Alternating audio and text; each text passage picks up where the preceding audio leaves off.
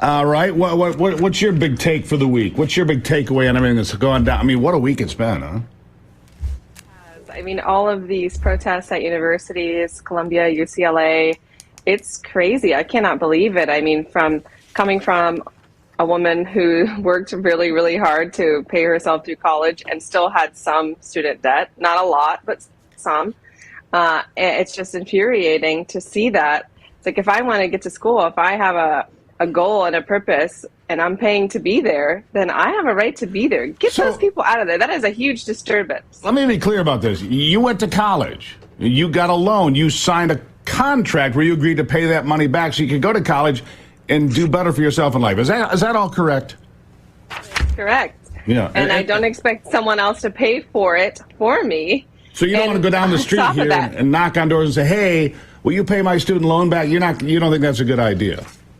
No. Okay. But I have self-responsibility, and I don't think that that's right for anyone to ask. And on top of that, if you agreed to pay the money, you owe it, buddy. Furthermore, I would say this. If you got busted on a college campus with one of these protests, breaking into the buildings and doing all of this, you're out. Your student loans are due immediately now. Call the loan. And by the way, you can never have another step on campus anywhere in the United States. That's just me. All right, let's go to the hotline. What do you say?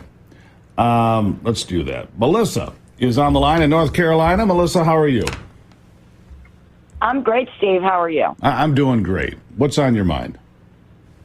Okay. All these attacks on Trump in these court trials, what can be done? I mean, isn't it clear this is election interference? And what can be done about it? I mean, I haven't heard of any lawsuits against any of these people. I mean, who stops it when it's election interference? Well, it's the legal system, and as Ivy and I can attest to you, there is a process involved here, and it's one step at a time, process along. Not much you can do.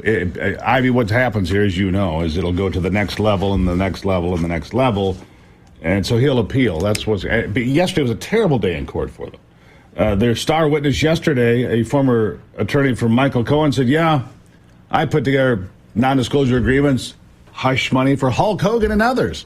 It didn't work out too well for him, did it? No. It was their plan, I think, the whole January 6th.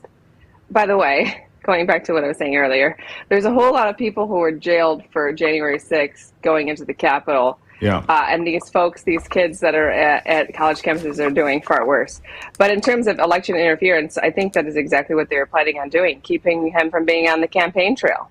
That's right. And talk about no consequences. The January 6th people will remain in jail while these kids that broke into Hamilton Hall at Columbia and destroyed the library at Portland State and wrecked buildings at UCLA, they've all been set free. They face no consequences. And welcome to your country today.